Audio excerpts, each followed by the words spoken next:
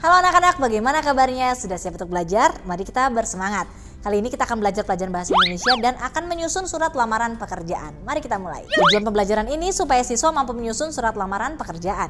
Sejauh ini bagaimana pendapat kalian mengenai surat lamaran pekerjaan? Setelah mempelajari seluk-beluk pemahaman tentang menulis surat lamaran pekerjaan, maka kalian sudah mengetahui dengan jelas hal-hal penting bagi perusahaan dalam hal memperkerjakan seseorang. Pada pelajaran sebelumnya dikatakan bahwa surat lamaran pekerjaan menjadi pintu sukses masa depan kalian. Maksudnya adalah jika kalian telah menyelesaikan pendidikan, ada dua hal yang kemudian akan kalian lakukan, yaitu menjadi seorang karyawan atau seorang pengusaha. Baik sebagai calon karyawan maupun calon pengusaha, kalian harus mengetahui cara-cara menulis surat lamaran pekerjaan yang baik dan benar. Untuk calon karyawan, hal ini menjadi penting karena melalui surat lamaran pekerjaan secara tidak langsung akan menggambarkan citra diri, kualifikasi dan potensi pribadi kalian kepada perusahaan untuk dinilai dan dipertimbangkan. Sedangkan untuk calon pengusaha, pada saat kalian akan mempekerjakan seseorang, maka surat lamaran pekerjaan menjadi tolak ukur dalam memilih seseorang yang tepat untuk bekerja pada perusahaan kalian. Bagaimana jika kalian tidak mengetahui aturan penulisan surat lamaran pekerjaan yang benar? Jika surat lamaran pekerjaan tidak disusun dengan baik, maka sebagai calon karyawan kalian pasti menemui kesulitan dalam mencari pekerjaan. Sedangkan sebagai calon pengusaha, jika kalian tidak mengetahui cara menyusun surat lamaran pekerjaan yang baik dan menerima seseorang tanpa mempertimbangkannya, maka akan berakibat buruk bagi perusahaan kalian karena mempekerjakan orang yang salah. Sedemikian pentingnya menyusun surat lamaran pekerjaan yang baik dan benar untuk kalian ketahui agar langkah awal menuju pintu masa depan terpatri dengan pasti. Hal-hal yang telah dipelajari sebelumnya dalam surat lamaran pekerjaan seperti mengidentifikasi isi dan sistematika, menyajikan simpulan isi dan sistematika, serta mengidentifikasi unsur kebahasaan menjadi modal dasar kalian dalam penulisan surat lamaran pekerjaan. Selain itu, kalian dapat memperoleh informasi tambahan dari buku-buku seperti 13 cara menyusun CV dan surat lamaran kerja terbitan Pustaka Widyatama, kumpulan dan aneka contoh surat lamaran kerja terbitan Buku Biru, dan lain-lain. Tidak hanya melalui buku, media daring dan contoh langsung juga dapat menjadi sumber referensi untuk memperkaya pengetahuan kalian mengenai surat lamaran pekerjaan. Menyusun surat lamaran pekerjaan. Dengan pemahaman yang dimiliki saat ini, diharapkan kalian dapat menyusun surat lamaran pekerjaan dengan sistematika penulisan yang baik dan teratur. Hal-hal yang harus diperhatikan dalam menyusun surat lamaran pekerjaan adalah sebagai berikut.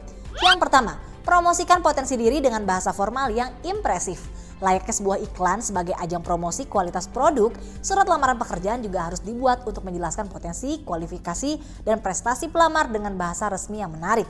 Jika menarik minat dan perhatian penerima surat, maka kesempatan yang dimiliki untuk bekerja dalam perusahaan tersebut akan semakin besar. 2. Perhatikan kelengkapan unsur dan sistematika surat lamaran pekerjaan. Adalah sangat penting untuk memperhatikan kelengkapan unsur-unsur surat lamaran pekerjaan dan memiliki sistematika yang baik.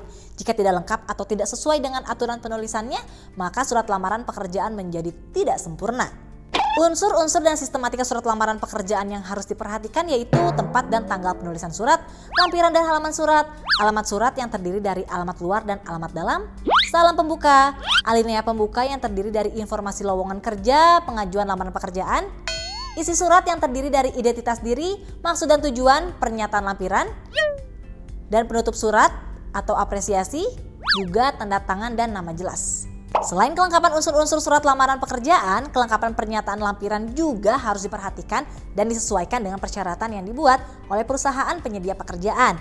Jenis-jenis lampiran yang umumnya menjadi syarat dalam surat lamaran pekerjaan yaitu daftar riwayat hidup, fotokopi ijazah pendidikan terakhir, sertifikat keahlian atau keterampilan tertentu, fotokopi KTP, SKCK atau surat keterangan catatan kepolisian, surat rekomendasi kerja atau surat pengalaman kerja, dan juga pas foto terbaru.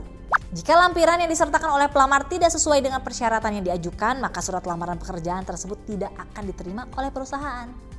3. Perhatikan struktur surat lamaran pekerjaan.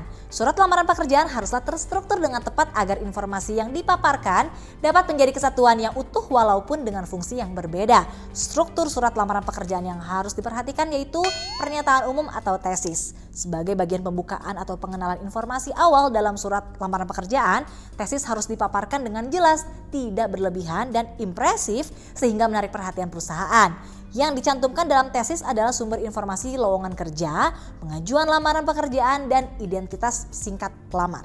Argumentasi. Sebagai pokok bahasan yang dikemukakan tepat pada bagian ini, pelamar harus menjelaskan potensi dan prestasi yang dimiliki sehingga meyakinkan perusahaan bahwa pelamar adalah orang yang tepat untuk menempati suatu posisi karena sesuai dengan kualifikasi yang dibutuhkan.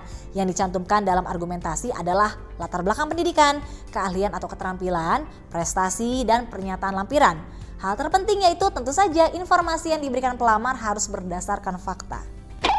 Selanjutnya penegasan ulang. Pada bagian penutup ini, untuk memperkuat informasi yang dijelaskan dalam bagian argumentasi, pelamar harus menegaskan tentang kemampuan dan kesiapan diri untuk mengikuti tes atau wawancara sebagai tahap selanjutnya dalam proses perekrutan karyawan pada perusahaan tersebut.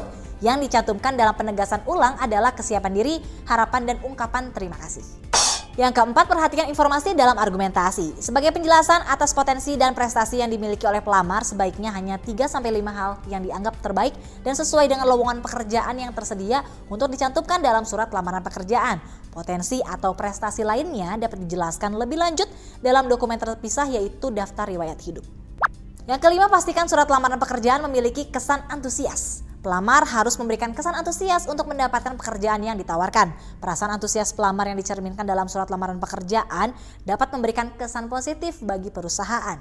6. Perhatikan kaidah kebahasaan. Dalam penulisan surat lamaran pekerjaan sangat penting untuk mencerminkan unsur kesantunan yang sesuai dengan kaidah kebahasaan. Pemilihan dan penggunaan kalimat yang tepat dan efektif menjadi faktor penentu dalam bentuk kesempurnaan surat lamaran pekerjaan. Yang harus diperhatikan yaitu menghindari penumpukan gagasan. Kalimat yang digunakan untuk mengungkapkan sesuatu hal atau gagasan harus singkat dan tidak berbelit-belit serta sesuai dengan kaidah kebahasaan.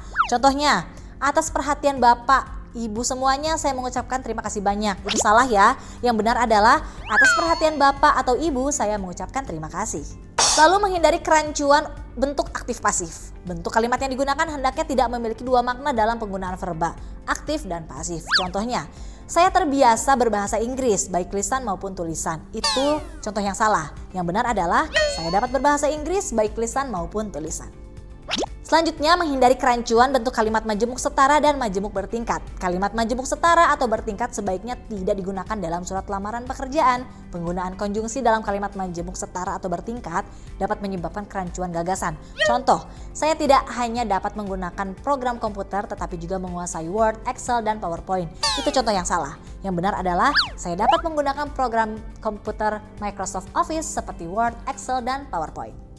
Selanjutnya, menghindari penggunaan kalimat mubazir. Kalimat yang digunakan dalam surat lamaran pekerjaan seharusnya adalah bukan kalimat yang berlebihan dan menjadi sia-sia atau tidak berguna. Contohnya, sesuai dengan isi daftar riwayat hidup saya pernah meraih penghargaan karya tulis terbaik tahun 2020 di tingkat nasional. Itu contoh yang salah.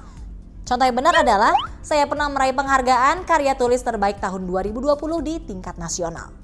7. Pemeriksaan ulang surat lamaran pekerjaan. Pelamar harus melakukan pemeriksaan ulang setelah selesai membuat surat lamaran pekerjaan. Gunanya adalah memeriksa kembali kesalahan tulisan atau pengetikan yang mungkin saja terjadi.